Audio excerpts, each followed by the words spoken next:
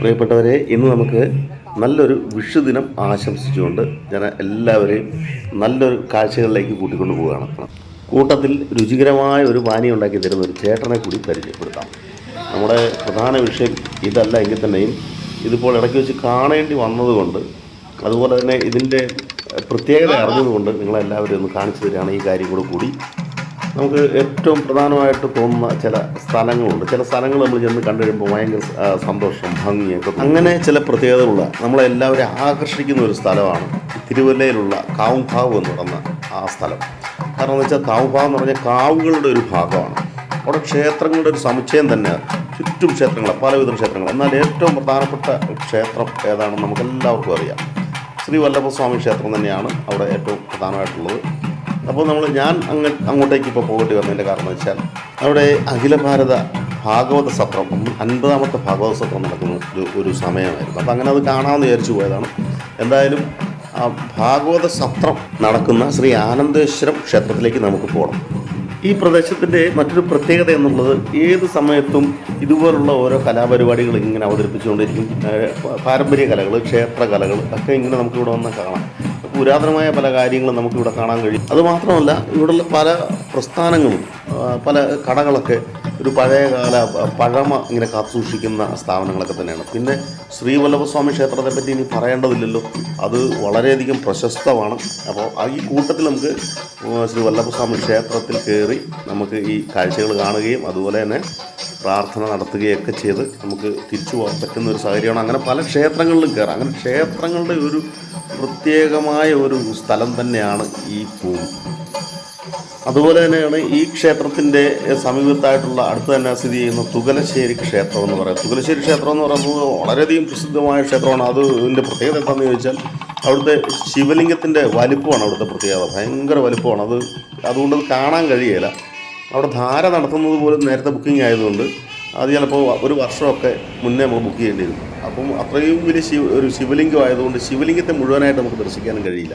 സത്രവേദിക്കരിയിലേക്ക് ചെന്നെത്തുമ്പോൾ കണ്ടത് ആചാര്യൻ്റെ പ്രഭാഷണമാണ്. ശ്രീ കിഴക്കുംപാട്ട് വിനോദ് കുമാർ ശർമ്മയുടെ വളരെ കൃത്യമായ ഒരു പ്രഭാഷണം. അത്രയ്ക്ക് സ്നേഹമാണ്. അങ്ങനെ ഇല്ലത്തെ എന്ത് വിശേഷം ഉണ്ടെങ്കിലും ഇദ്ദേഹത്തിന്റെ കുടുംബത്തേക്ക് പകർച്ചയുണ്ട്. അവിടെ നിന്നെന്താ വെച്ചാലും ഇവിടേക്ക് പകരൂല്ല. എന്നാലും സ്നേഹത്തിന് പകർച്ചയ്ക്ക് ഒരു കുറവും ഇല്ലേ. അത്രയ്ക്ക് സ്നേഹമാണ്. വലിയേട്ടന്റെ മാതിരി തിരുമേനി അവർക്ക് കിട്ടൂപ്പ ഡോക്ടറൊക്കെ. തന്റെ മൂത്ത മകളെ സാവിത്രിയെ വേളി കഴിച്ച ആള് നീലകണ്ഠൻ, അദ്ദേഹം മെഡിക്കൽ കോളേജിൽ പ്രൊഫസറാ. പക്ഷെ അദ്ദേഹം നീലാണ്ടം നോക്കിയാൽ നേരിയാവില്ല എന്നാ പറയുക. ഇദ്ദേഹം നോക്കിയാൽ നേരിയോ. ഇദ്ദേഹം വേഗം ഓട്ടിയൊക്കെ ചെന്നു. വയ്യേ ചോദിച്ചു, എന്താ തിരുമേനി ഇത്ര വയ്യ, വയറ് വേദനിച്ചിട്ട് ഒട്ടും നിൽക്കാൻ വയ്യെന്നും പറഞ്ഞു.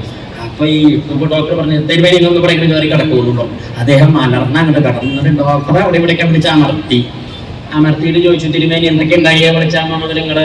അവർ ഒന്നും കഴിച്ചിട്ടില്ല. ഞാൻ എന്താ രാവിലെ 3:30 പോയി അമ്പലക്കുളത്തിൽ ഒന്ന് കുളിച്ചു, ഒരു സന്ധ്യാന്തരം ഇങ്ങോട്ട് കഴിച്ചു, പിന്നെ നട തുറന്ന് അഭിഷേകം കഴിച്ചു, മലര് നേതിച്ചു, ഉഷപൂജ കഴിച്ചു. അത് കഴിഞ്ഞ് ഒരു 10:30 മണിക്ക് ഞാൻ ഉച്ചപൂജ കഴിക്കാൻ അങ്ങോട്ട് കയറി. ഉച്ചപൂജ കഴിഞ്ഞപ്പോഴേക്ക് സഹിച്ചില്ല കേട്ടോ. അത് കഴിച്ച ഞാൻ അങ്ങോട്ട് ഇറങ്ങിയില്ലേ എനിക്ക് ഓർമ്മയുള്ളൂ. അങ്ങോട്ട് കരയണ മാതിരി അദ്ദേഹം പറഞ്ഞത്. അപ്പൊ ഡോക്ടറെ ചവിട്ടിലിരിക്കാൻ പോലും ഒരു കഴുത്തിലിട്ട് ആ പരന്ന തല അവിടെ ഇങ്ങനെ തട്ടിയിട്ട് പറഞ്ഞു, തിരുമേനി ഇതത്ര വലിയ വയ്യായി ഒന്നല്ല, ഈ കഴിച്ചത് കൂടിയതിന്റെ വയ്യായിയാണ്. കുറേശ്ശെ കഴിക്കണം. ഈ 11:30 എന്തൊക്കെ കഴിച്ചിട്ടപ്പോ വരുന്നത്? ആ കഴിക്കാൻ പറഞ്ഞു കുറേശ്ശെ കഴിക്കും. അതാണ് കേട്ടോ. അദ്ദേഹം ഇങ്ങനെ മുള്ളിക്ക് നോക്കി, എന്ത് കഴിച്ച കാര്യം ഇയാള് പറയുന്നത്? അദ്ദേഹം പച്ചവെള്ളം ഇദ്ദേഹങ്ങള് കഴിച്ചിട്ടില്ല. അപ്പൊ കഴിച്ചു എന്ന് ഇദ്ദേഹം പറയുമ്പോ അദ്ദേഹം കൂട്ടിനെ കഴിക്കൽ എന്താ?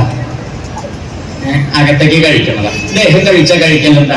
രണ്ടാളും മലയാളികളാണ്. ഒരു മതിലിന്റെ വ്യത്യാസമായിരുന്നു താമസിക്കുന്നത്. തമിഴ്നാട്ടിലും മധുരാശിയിലും ആന്ധ്രാപ്രദേശിലും ഒന്നുമല്ല താമസിക്കുന്നത്. അപ്പൊ ഭാഷ മലയാളമാണെങ്കിലും പറഞ്ഞാൽ മനസ്സിലാവണമെങ്കിൽ ഭാഷയുടെ സംസ്കാരം കൂടി നോക്കിയേ മനസ്സിലാവുള്ളൂ.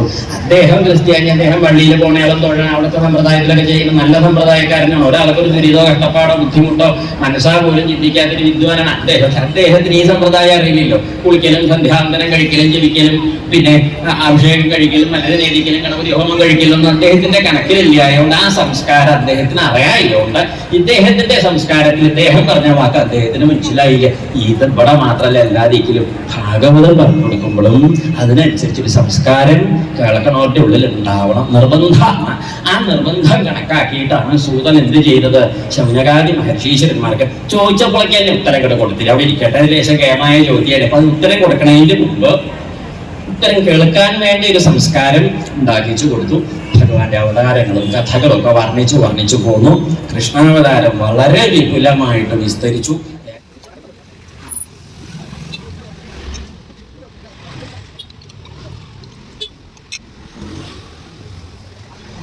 വളരെ ഹൃദ്യമായ രസകരമായ പ്രഭാഷണമെല്ലാം കേട്ടുകൊണ്ട് തിരിച്ചു വരുമ്പോഴാണ് ദാഹം തോന്നിയതും ഇതുപോലെ ഇദ്ദേഹത്തിൻ്റെ കട പരിചയപ്പെടുന്നതും. അപ്പോൾ നമുക്ക് ഇദ്ദേഹത്തിൻ്റെ കടയൊന്ന് പരിചയപ്പെടാം. ഈ വെള്ളത്തിൻ്റെ പ്രത്യേകത എന്താണെന്ന് നോക്കാം. ഒരു പ്രത്യേക രീതിയിൽ പാനി എടുക്കുന്ന കണ്ടിട്ട് കയറിയതാണ്. നമുക്ക് ഒന്ന് പരിചയപ്പെടാം. ഇപ്പോൾ കാവുംഭാഗത്ത് പ്രശസ്തമായ ഒരു നാരങ്ങ വെള്ളക്കട എന്ന് തന്നെ പറയാം.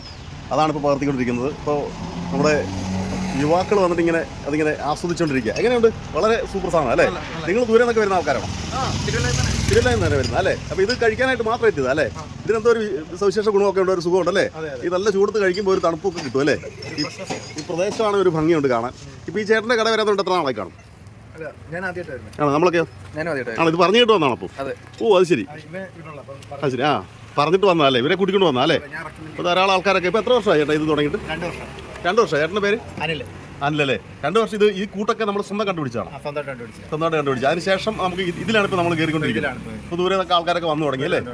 അപ്പോൾ ഇത് നമ്മൾ എങ്ങനെ വരണം? ഇപ്പോൾ തിരുവല്ലയിൽ നിന്ന് വരുന്ന ആൾക്കാർ അല്ലെങ്കിൽ ആവശ്യത്തിൽ നിന്ന് വരുന്ന എങ്ങനെ വരണം? മാർക്കറ്റിൽ നിന്ന് തിരുവല്ലയ്ക്ക് ശ്രീവലക്ഷത്തിലുള്ള ആർ ഡി ഓഫീസിന്റെ അടുത്തായിട്ട് T4U ബേക്കറി എന്ന് പറയും. അത് ശരി. അപ്പോൾ നമ്മൾ ടൗണിൽ നിന്ന് വരികയാണെങ്കിൽ തിരുവല്ല മാർക്കറ്റിൽ ശ്രീവലക്ഷത്തിന് പോകുന്ന വഴി ക്ഷേത്രത്തിൽ നിന്ന് ആ ക്ഷേത്രത്തിലേക്ക് കയറുന്ന ആർച്ച് വഴി ഉള്ളിലേക്ക് കടന്ന് ആർ ഡി ഓഫീസിന്റെ അവിടെ അടുത്തെത്തണം. അപ്പോൾ അതാണ് ഇപ്പോൾ ആർ ഡി ഓഫീസാണ് ഇതിൻ്റെ സമീപത്തായിട്ടുള്ളത്. അത് തൊട്ടടുത്ത് തന്നെയാണ്. ഇതാണ് കളക്ടർ താമസിക്കുന്ന സ്ഥലം. അപ്പം ഇതൊരു മനോഹരമായൊരു സ്ഥലം മാത്രമല്ല, അത് ഇവിടെ ഏറ്റവും അറിയപ്പെടുന്ന ഒരു വലിയൊരു ക്ഷേത്രമുണ്ട്. ശ്രീ വല്ലഭസ്വാമി ക്ഷേത്രമാണ് ഇതിന് തൊട്ടടുത്തുള്ളത്. അപ്പോൾ ഇതിലേക്ക് പോകുന്ന ധാരാളം യാത്രക്കാരൊക്കെ ഇവിടെ വന്ന് ഇങ്ങനെ ഇത് കഴിക്കാറുണ്ട്. അപ്പോൾ ഇതിൻ്റെ പ്രത്യേകത എന്താണെന്ന് വെച്ചാൽ ഇതിൽ എന്തൊക്കെയോ മരുന്നുകൂട്ടുകളൊക്കെ ചേർത്തിട്ടാണ് ഈ ചേട്ടൻ ഇത് ഉണ്ടാക്കിയിരിക്കുന്നത്. ഇത് വെറുതെ ഒരു ശംഖുപുഷ്പം മാത്രമല്ല, ഇതിൻ്റെ അകത്ത് അദ്ദേഹം രഹസ്യമായി കൂട്ടിയിരിക്കുന്ന ചില മരുന്നുകൂട്ടുകളൊക്കെ ചേർത്തുകൊണ്ട് ആണ് ഇത് കൊടുക്കുന്നത്.